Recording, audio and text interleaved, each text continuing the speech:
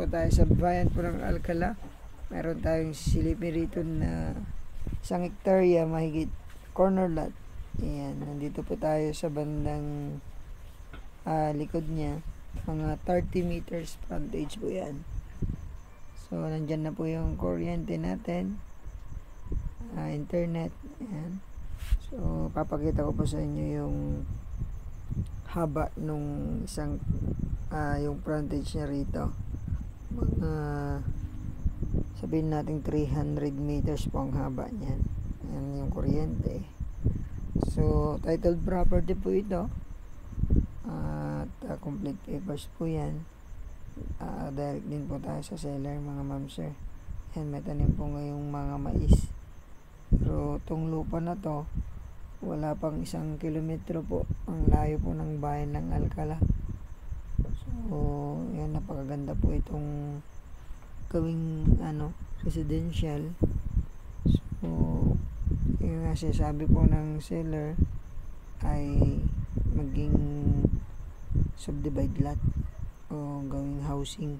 So, oo nga naman, napakaganda kasi ang frontage yan 300 meters, tapos ang corner lot mga 30 meters. Yan, papakita ko po sa inyo. Nakasakay po tayo ng motor kasi medyo mahaba-haba pong lakaran yan.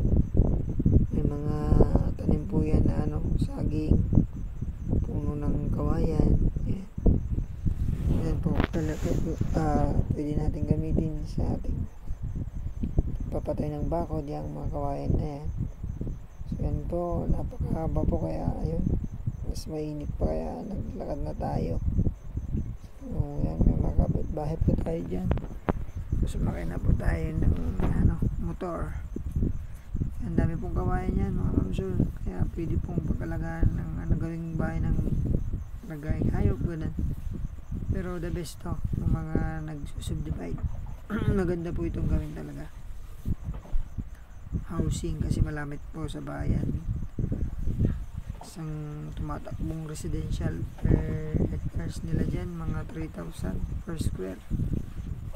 So yun, kaya malapit na po tayo sa end. Yan sa post na yan, yung end po ng property. Yan po ang dulo po ng property. Yan, 1,000 per square meter nga lang po. Salamat po. Sana magustuhan nyo po itong property nito. Ulitin ko po, Alcala ay 1 hektarya, 1,000 per square meter, negotiable po. Sagot nila ang capital gain tax. Kaya na lang po tumawag sa kanila. Direct po tayo sa seller. Salamat po. God bless po sa ating lahat. Thank you.